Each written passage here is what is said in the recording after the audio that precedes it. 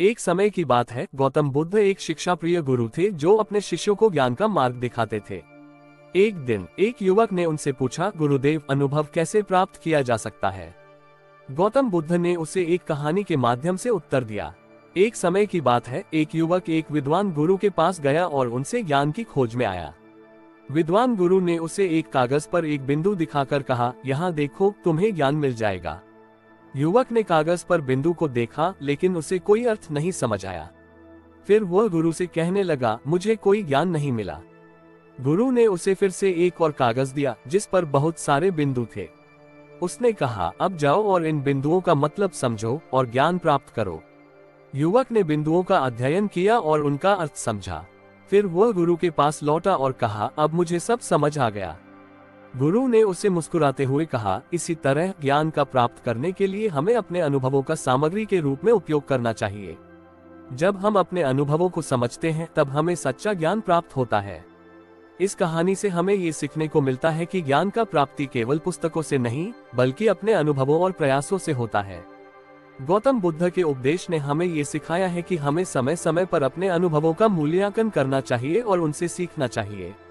एक समय की बात है, गौतम बुद्ध ने अपने शिष्यों को कर्म के महत्व को समझाने के लिए एक होली की कहानी सुनाई।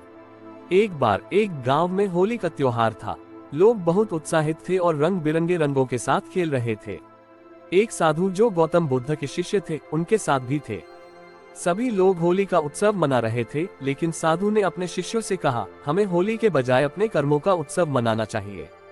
उन्होंने अपने शिष्यों को समझाया कि वे न सिर्फ खेलने के लिए आए हैं, बल्कि अपने कर्मों के माध्यम से अपनी आत्मा को भी शुद्ध कर सकते हैं। गौतम बुद्ध की शिक्षा के अनुसार सच्चा उत्सव कर्म ही होता है, जो हमें आत्मा के पुनर्जन्म के लिए संघर्ष करने का अवसर देता है। इस कहानी से हमें ये सीखने को मिलता है कि हमें हर क्षण में अपने कर्मों का महत्व समझना चाहिए और उन्हें सही दिशा में उपयोग करना चाहिए। गौतम बुद्ध के उपदेश ने हमें ये शिक्षा दी है कि कर्म ही सच्ची खुशियों का स्रोत है। एक समय की बात है, गौतम बुद्ध ने एक बहुत ही गहन और शिक्षाप्रद कहानी सुनाई जो हमें संबलता और सच्चे मित्रता के महत्व को समझाती है। एक बार एक राजा के पास दो बड़े बड़े मित्र थे। एक मित्र राजा की स्थिति, धन और संघर्षों के लिए उन्हें प्रशंसा करता था, जबकि दूसरा मित्र साधुता, संयम और आत्म विकास में विश्वास रखता था। एक दिन दोनों मित्रों ने राजा को एक सवाल पूछा, राजा, कौन आपका सच्चा मित्र है? राजा ने सोचा समझकर उत्तर दिया, वह मित्र जो मेरे साथ खड़ा हो जब मैं धनी होता हूँ और जब मैं गरीब होता हूँ। दूसरा मित्र जो साधुता और संयम के प्रति प्रतिष्ठा रखता था, राजा के साथ हमेशा रहता था, चाहे वह खुश या दुखी हो। उसने राजा को समर्थन और साथ दिया, चाहे कितनी भी मुश्किलें आए। इस कहानी से हमें ये सीखने को मिलता है कि सच्चे मित्र की पहचान वह होती है जो हमें हमारे सबसे कठिन समय में भी सहारा और समर्थन देता है। गौतम बुद्ध के उपदेश ने हमें संबलता, सहयोग और सच्चे मित्रता के महत्व को समझाया है। एक बार गौतम बुद्ध एक गांव में गए जहां एक युवक ने उनसे पूछा, गुरुदेव, मानव जीवन का महत्व क्या है? बुद्ध ने उसे एक कहानी से समझाया। एक समय की बात है, एक राजा को एक बूढ़ा और विश्वासपात्र ब्राह्मण मिला। राजा ने उससे पूछा, मानव जीवन का महत्व क्या है? ब्राह्मण ने मुस्कुराते हुए कहा, राजा, मानव जीवन का महत्व उसकी सेवा में है। राजा ने हैरानी से पूछा, लेकिन उसकी सेवा में कैसे? ब्राह्मण ने उत्तर दिया, राजा, जब तक हम दूसरों की मदद और सेवा में लगे रहेंगे, हम मानव जीवन का असली महत्व नहीं समझ पाएंगे। इस कहानी से हमें ये सीखने को मिलता है कि मानव जीवन का असली महत्व उसकी सेवा और मदद में है। जब हम दूसरों की सहायता करते हैं तो हमारा जीवन में एक अद्वितीय महत्व और संगीनता आता है। गौतम बुद्ध के उपदेश ने हमें ये सिखाया है कि हमें अपने जीवन का महत्व समझने के लिए सेवा और मदद के कार्य में लगना चाहिए। एक समय की बात है, गौतम बुद्ध एक दिन एक तालाब के किनारे बैठे हुए थे। वहां उन्हें दो मछलियों की कहानी सुनाई गई जो उस तालाब में रहती थीं। पहली मछली बहुत चिंतित और उदास दिखाई दी। बुद्ध ने उससे पूछा, तुम इतनी उदास क्यों हो? मछली ने कहा, मुझे डर है कि किसी दिन तालाब का पानी सूख जाएगा और मैं मर जाऊंगी।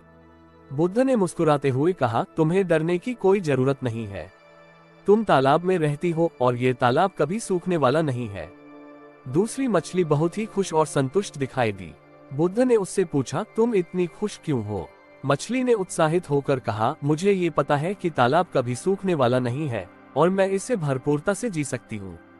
बुद्ध ने फिर कहा, देखो, पहली मछली डर और असुरक्षा में रहती है, जबकि दूसरी मछली विश्वास और संतोष में। हमें भी अपने जीवन में विश्वास और संतोष का साथ रखना चाहिए। इस कहानी से हमें ये सीखने को मिलता है कि डर और असुरक्षा हमें परेशानी में डाल सकते हैं, जबकि विश्वास और संतोष हमें सुख और समृद्धि में ले जाते हैं। गौतम बुद्ध के उपदेश ने हमें ये सिखाया है कि हमें अपने जीवन में विश्वास और संतोष की भावना को महत्वपूर्ण रूप से बनाए रखना चाहिए। कोलकाता मुर्गी की कहानी एक रोचक और शिक्षाप्रद कहानी है जो हमें उत्तम नेतृत्व के महत्व को समझाती है। एक गांव में जहां बहुत सारी मुर्गियां थीं, वहां एक मुर्गा नामक नेता था जिसका नाम कोलकाता था। कोलकाता बहुत ही साहसी और समझदार मुर्गा था। एक दिन एक विपरीत परिस्थिति में एक आग लग गई और सारे जंगल में फैल गई। सभी मुर्गे मुर्गियां डरकर भाग गए, लेकिन कोलकाता ने अपने नेतृत्व का दायित्व संभालकर सभी मुर्गियों को संग्रहित करने का निर्णय लिया।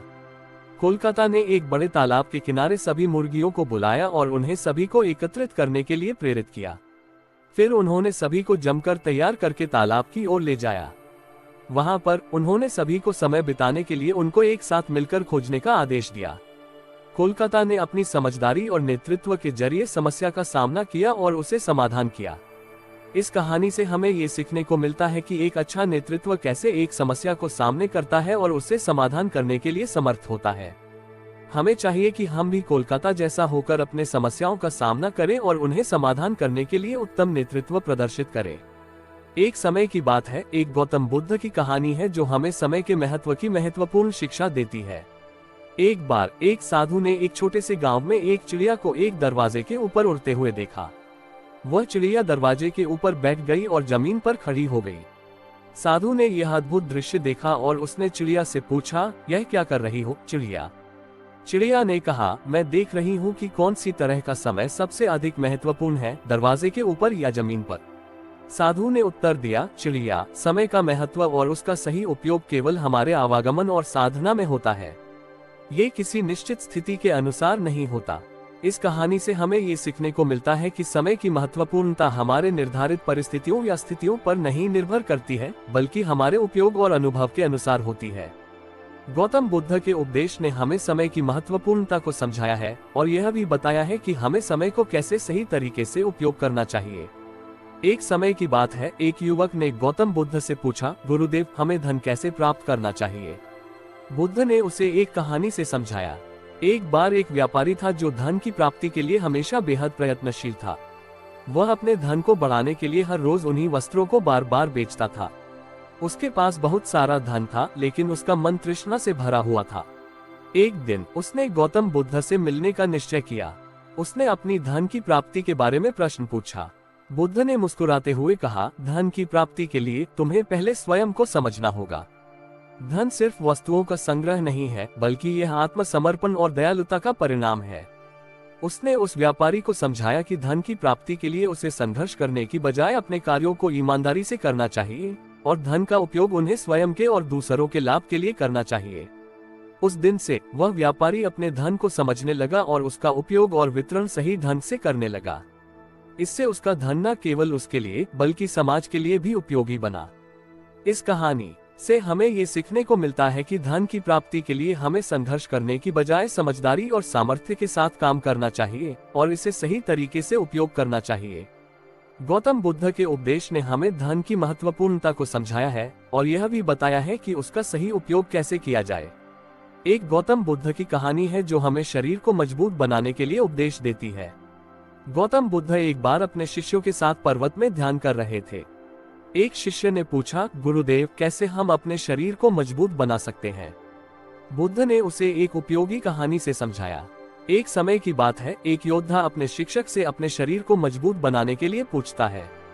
उनका शिक्षक उन्हें एक पत्थर देता है और कहता है, हर दिन इस पत्थर को उठाओ और उसे अपने ऊपर उठाने की कोशिश करो। योद्धा ने इसे निष्कर्षित किया और पत्थर को हर दिन उठाने की कोशिश की। शुरू में उसे पत्थर उठाने में कठिनाई होती थी, लेकिन धीरे धीरे वह मजबूत होता गया। अंत में उसने उस पत्थर को बिना किसी मुश्किल के उठाने की क्षमता प्राप्त की। इसका मतलब था कि उसका शरीर मजबूत हो गया था। इस कहानी से हमें ये सीखने को मिलता है कि शरीर को मजबूत बनाने के लिए नियमित व्यायाम और संयम की आवश्यकता है। गौतम बुद्ध के उपदेश ने हमें ये सिखाता है कि अच्छे स्वास्थ्य का संबंध शारीरिक और मानसिक स्वस्थता से होता है और इसके लिए सामंजस्य और सामर्थ्य की आवश्यकता होती है। गौतम बुद्ध के समय में एक बार वे एक नदी के किनारे बैठे हुए थे। उनके आसपास उनके शिष्य भी थे जो ध्यान और ध्यान में लगे थे। एक दिन एक शिष्य ने एक शीशा पाया और उसे नदी में उछाल दिया। शीशा पानी में गिरकर तूफानी धारा के साथ बह गया। गौतम बुद्ध ने देखा और मुस्कुराते हुए कहा, देखो, शीशा अपनी पराकाष्ठा खो बैठा, लेकिन वह अभी भी समुद्र में है। जब तक हम परिश्रम करते रहें, हमारी आत्मा कभी भी हार नहीं मानती। इस कहानी से हमें ये सीखने को मिलता है कि जीवन में चुनौतियों का सामना करते समय हमें धैर्य और साहस बनाए रखना चाहिए। जिस तरह शीशा अपनी अद्भुतता को नहीं खोता, हमें भी अपने मार्ग पर दृढ़ता से अग्रसर रहना चाहिए। गौतम बुद्ध के उपदेश ने हमें ये सिखाता है कि हमें जीवन के हर परिस्थिति में शांति और स्थिरता का अनुभव करना चाहिए। एक समय की बात है, गौतम बुद्ध एक समाधि में थे जब उनके शिष्य महाकाश्यप और एक साधु उनके पास आए। वे दोनों उनसे गहरे आध्यात्मिक सवालों का उत्तर चाहते थे। महाकाश्यप ने पूछा, प्रिय गुरुदेव, कैसे हम अंतर्निहित शांति का अनुभव कर सकते हैं? बुद्ध ने मुस्कुराते हुए कहा, शांति का अनुभव करने के लिए हमें अपने विचारों को नियंत्रित करना होगा, और यह हमें ध्यान और ध्यान में लगाने से होता है। फिर उस साधु ने पूछा, गुरुदेव, क्या आत्मा मृत्यु के बाद भी जीवित रहती है? बुद्ध ने कहा, हाँ, आत्मा अमर है, लेकिन यह संवेदनशीलता के भेद से मुक्त है। ये सत्य का अनुभव करने के लिए हमें अपने मन की शुद्धि करनी होगी। शिष्य और साधु ने ध्यानपूर्वक बुद्ध के उत्तर सुने और उनके शब्दों को गहराई से समझा। वे उनके उपदेशों का अनुसरण करते हुए अपने आत्मा की खोज में निरंतर बढ़ते गए। इस कहानी से हमें ये सीखने को मिलता है कि आध्यात्मिक जीवन में अगर हम गहराई से सोचें और गुरु के उपदेशों का अनुसरण करें, तो हम अंतर्निहित शांति और सत्य का अनुभव कर सकते हैं। एक बार एक राजा और रानी ने गौतम बुद्ध को अपने दरबार में आमंत्रित किया। उन्होंने बुद्ध से अपने संदेश को सुनाने के लिए कहा। बुद्ध ने उन्हें समझाया कि जीवन में सुख की प्राप्ति केवल भौतिक आवश्यकताओं की प्राप्ति से नहीं होती, बल्कि अंतरंग शांति और साधना के माध्यम से होती है। राजा और रानी ने उनके शब्दों को गहराई से सुना और उनके संदेश को अपने जीवन में अमल में लिया। इससे उनकी आत्मिक शांति और संतुलन में वृद्धि हुई। उन्होंने समझा कि सच्चा धन और समृद्धि मानवीय और आध्यात्मिक समृद्धि में है। गौतम बुद्ध के संदेश ने उन्हें जीवन के सही मार्ग पर ले जाया और उन्हें सांत्वना और आनंद की अद्वितीय अनुभूति दी। एक बार गौतम बुद्ध और उनके शिष्य एक गांव में गए। गांव वाले उनके साथ बड़ी श्रद्धा और सम्मान से उनका स्वागत किया। एक दिन एक युवक ने बुद्ध से पूछा, मुझे समझ नहीं आता, आपके शिष्यों को आपके उपदेशों का अनुसरण कैसे करना चाहिए? बुद्ध ने हंसते हुए कहा, आसानी से। उन्हें पहले समझाया, फिर उन्हें उदाहरण के रूप में दिखाया और फिर उन्हें स्वयं करने दिया। उन्होंने जोश में कहा, जैसा कि तुम सोचते हो वैसे ही बन जाते हो। इससे उस युवक को समझ आया कि सही मार्ग पर चलने के लिए सबसे महत्वपूर्ण है आत्मविश्वास और स्वाध्याय। गौतम बुद्ध के उपदेशों के माध्यम से वे अपने जीवन में सकारात्मक बदलाव लाने के लिए प्रेरित हुए। गौतम बुद्ध की कहानी में एक बार एक युवक उनके पास आया। वह युवक बहुत चिंतित था और उसका मन अशांत था। बुद्ध ने उससे पूछा, तुम्हारा मन इतना अशांत क्यों है? तब उस युवक ने कहा, मुझे लगता है कि मैं कभी सफल नहीं हो सकता। तब बुद्ध ने उसे सुनने के लिए कहा। उसने उसे सुना और फिर उसे एक गहरी समझ और सहानुभूति दी। उसने उसे बताया कि हर किसी को विशेषता है और उसकी महत्वाकांक्षा को पूरा करने के लिए संघर्ष करना आवश्यक होता है। उसने उसे योग और ध्यान का मार्ग दिखाया, जिससे उसका मन शांत हुआ। इससे उसकी सोच बदल गई और उसने अपने जीवन के प्रति नए दृष्टिकोण से देखना शुरू किया। गौतम बुद्ध ने उसे यह सिखाया कि मन को शांत करने का अभ्यास और समय लगता है, लेकिन संभव है।